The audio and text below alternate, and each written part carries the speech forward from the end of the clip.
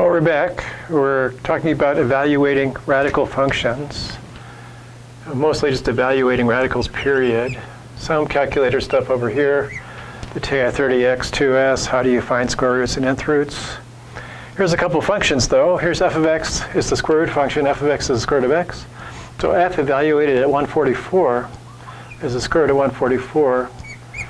You might recognize 144 as being 12 squared, so the square root is 12. Here's f of minus 9. Well, that's the square root of minus 9. That's not a real number. So you usually say minus 9 is not in the domain of f, if f of x is square root of x. Downstairs here, I've got f of x square root of 5x plus 14. I want to evaluate it at minus 2. What minus 2 or x is? So that's minus 10 plus 14, which is 4 under the radical sign. So you get 2, like that. And finally, or sort of finally, f of x is square root of x plus 3. Let's try f of 100. That's square root of 100 plus 3. The square root of 100 is 10, and 10 plus 3 is 13. Okay.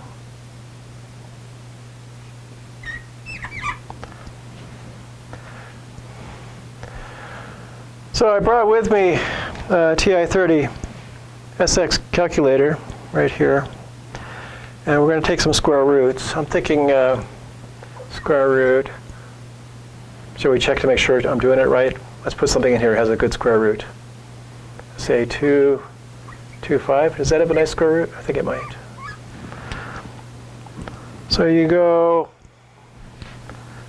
second, and then you type x squared. So those are the buttons.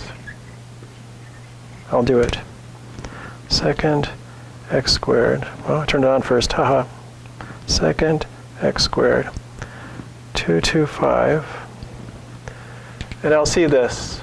Square root, parentheses, 225. And then we want to close the parentheses, like that. And then hit enter.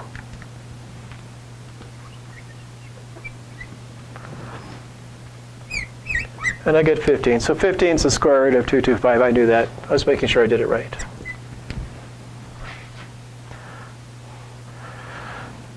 So for nth roots, say we want a fifth root.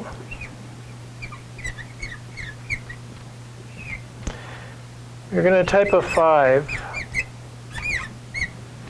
Let me clear this first. Clear. Okay, so 5.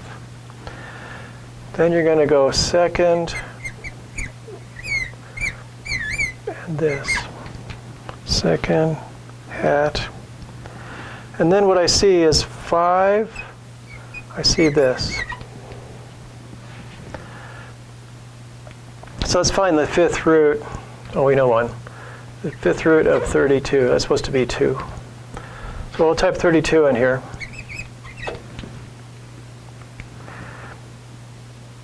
And now there's no parentheses in here, so I don't think I have to close them. So this thing here, it doesn't look like the fifth root of 32. You have to imagine the 5 is sitting up where that x is. It's not a good way to display it, but it does give you the answer that you need. So let's try another crazy root. Let's try the sixth root of 1,000. I'll clear this. I'll type 6. I'll go second caret. I'll type 1,000. Hit enter. I get 3.16227 and change like that. So that's this little guy working away.